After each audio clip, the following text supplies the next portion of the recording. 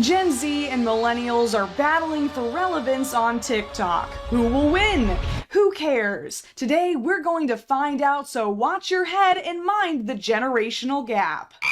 Millennials cradled the internet through its infancy, spoon-feeding it rage comic panels and Harry Potter fanfiction. But now that the average Zoomer has a driver's license, they're now having to co-parent with a generation that's a little bit different than theirs. A generation that has a lot of opinions about millennial humor. Hey guys.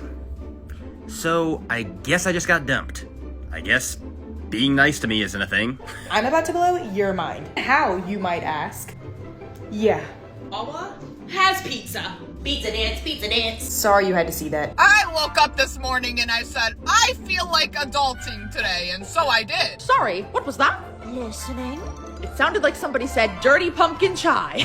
You see, this kind of puts me in an awkward situation because I'm just teetering on the edge between millennial and Gen Z. I'm an older Gen Z, which means I remember when Minecraft was released, when you could buy a Team Edward shirt at Walmart, and when Black Friday deals were worth pitching tents outside of Best Buy for.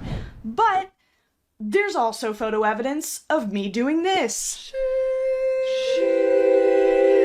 Millennials were born between 1981 and 1996, while Gen Z were born between 1997 and 2012, but I feel like the moment the first iPhone dropped, the generational divide should have been immediately shortened to less than a decade, because the world is changing way too quickly now. I have far more in common with your average millennial than the youngest Gen Z, who is currently 11 years old, dual screening twerking Among Us animations and pregnant Elsa Spider-Man videos. So let's do a little investigation and see if these millennials are as cringy as my fellow Gen Z claim they are by watching TikToks that the Zoomers have labeled millennial core. I like to think I'm pretty resistant to cringe. Doing high school theater and improv comedy in college has basically inoculated me against any kind of shame or embarrassment. Do you know what I found? You can't see it.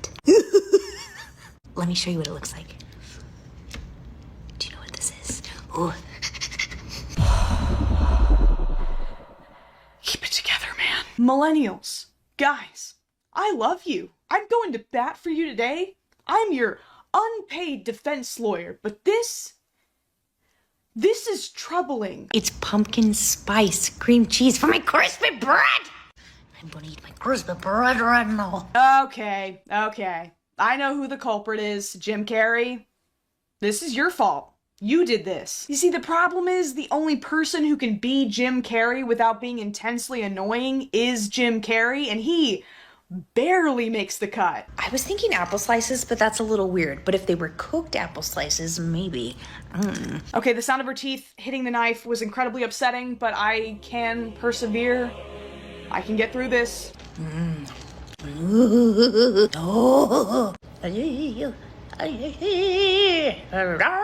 So you can probably guess the reception of this woman's content based on the suggested search at the top of the screen, Auntie Lisa Normal, indicating that most TikTok users do not perceive these videos as normal. Did I have to look away from the screen to prevent my skeleton from writhing out of my own skin? Yes. But will I ever be this happy about anything ever in my life?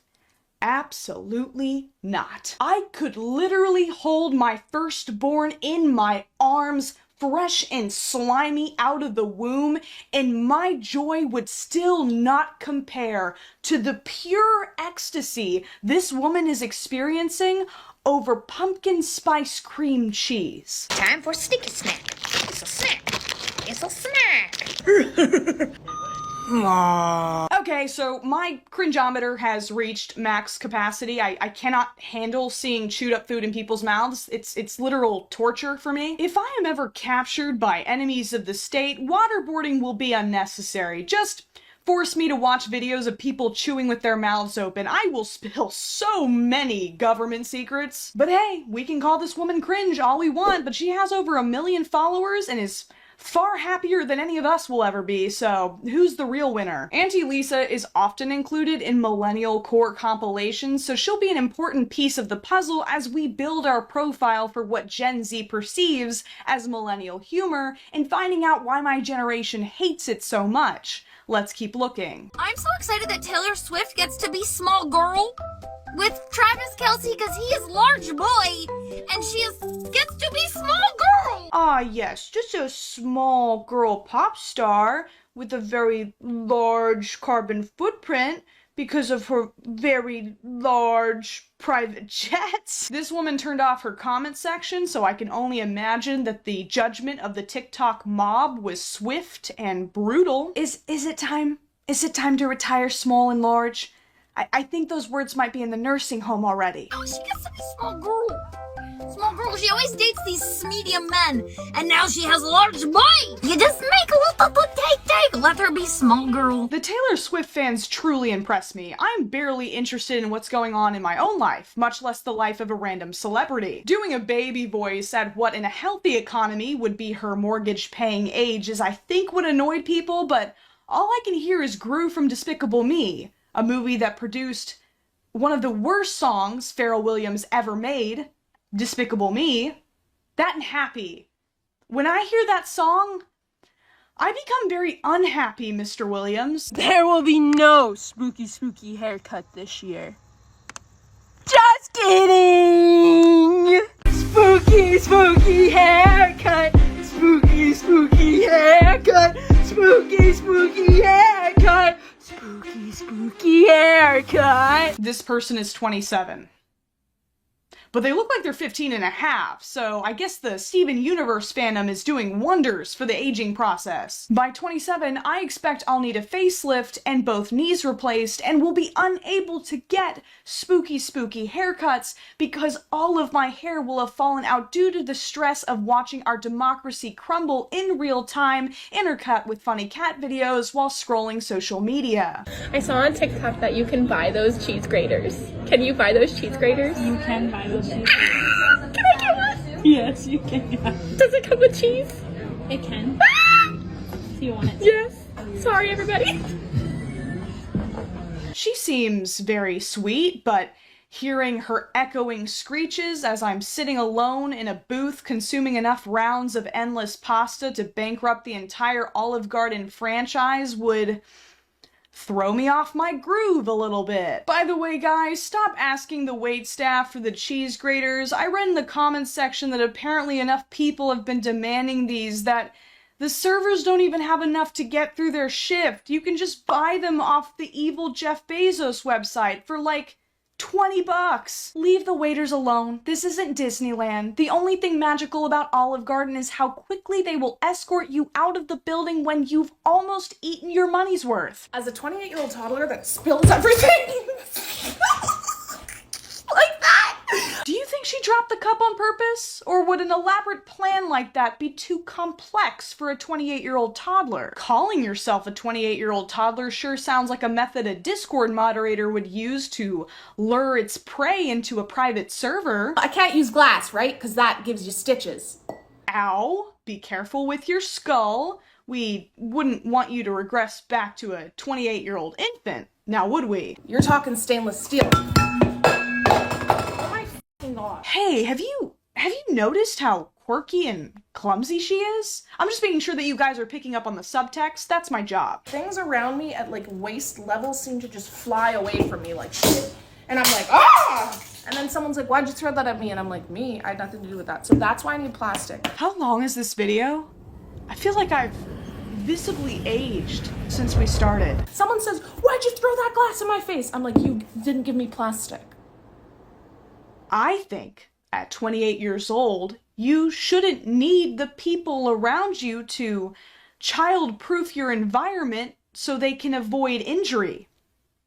Because you're not a child. I'm beginning to feel a burning sense of anger as I'm watching this. So stainless steel is a big liability and you don't want to hand this to me because it could literally break your nose and give you a concussion. I think I'm afraid of this woman.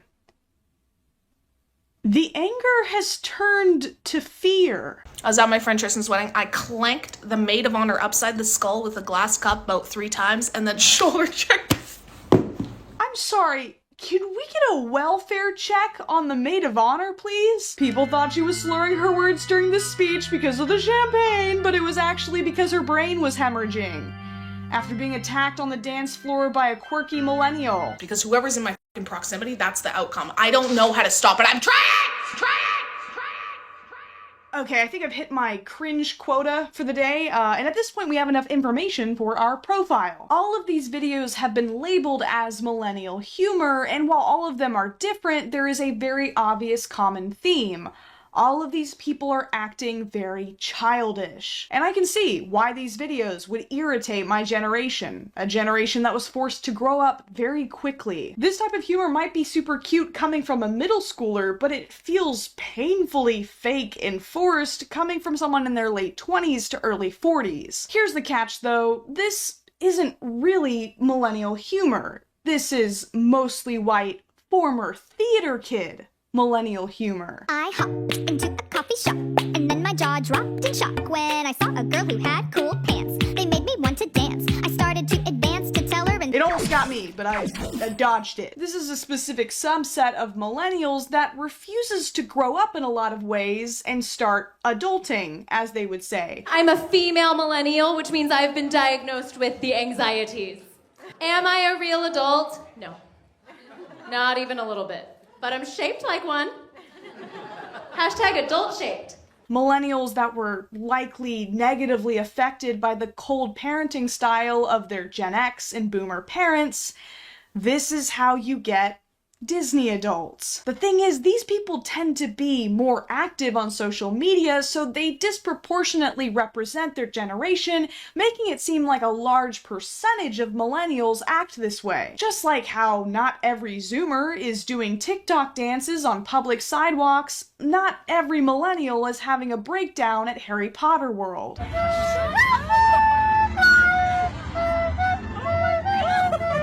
Now, I unfortunately have to take a quick sidebar here and call my generation out for something. While doing research for this video, I saw some of the most vile, dehumanizing, and cruel comments, especially under the TikToks of Fuzz99 and Auntie Lisa. I genuinely dislike watching their content. It is not for me, but these people have done nothing wrong, and they do not deserve to be treated this way. So I want to ask my followers to go to Fuzz99 and Auntie Lisa's TikTok pages and spread a little positivity there. But hold on, millennials, don't get too comfortable. I'm not letting you off the hook just yet. As your unpaid defense lawyer, I may have absolved you of the cringe charges, but that doesn't mean that a lot of you guys aren't active participants in forcing a wedge between two of the most disenfranchised generations of modern history. Somehow, many of you seem to have forgotten what it felt like to be mocked and belittled by your parents and grandparents. You get on TikTok, pause for way too long at the beginning of the video, and post stuff like this. Things millennials grew up with that would send Gen Z into a coma. Like our phones literally bent in half, and then when we hung up, we just snapped the phone in half. You cute kids. You can have our 90s fashion. Take it. It's kind of epic. But you'll never understand. you better give me some f***ing Cause I ain't the one. Gone. Throw on my skinny jeans, shove my rolls inside, and I scream from the top of my lungs, screw you, Gen Z. How do you guys manage to infantilize Gen Z while also having beef with us at the same time? Most people in our generation actually had very similar childhoods to millennials as far as technology was concerned. My first phone was a flip phone, and all my favorite cartoons were on VHS tapes. Also, there was less than 100 cases of teenagers eating Tide Pods in 2018. Can we just address that? Less than 100 in an entire generation. The generation you're actually describing, the helpless kids who can't spell their own names and can't go more than 5 minutes without a screen, is actually Gen Alpha. The generation you're raising, or I'm sorry, your iPad is raising. Sticking out your gap for the Rizzler. You're so skibbity.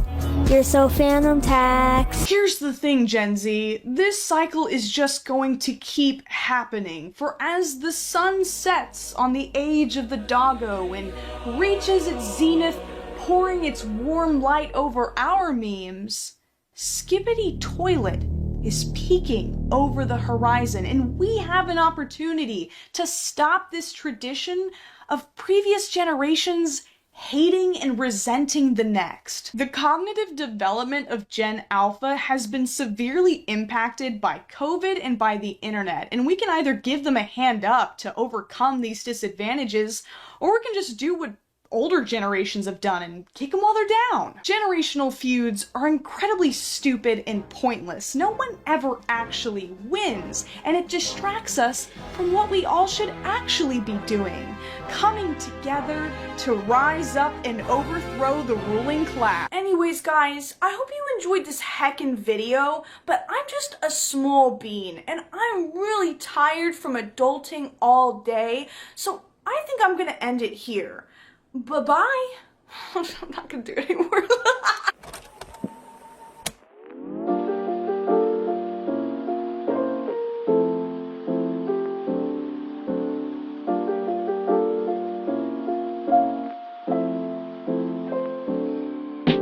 Sticking out your gat for the Rizzler. So skibbity. It's so phantom tax. What the fuck is phantom tax?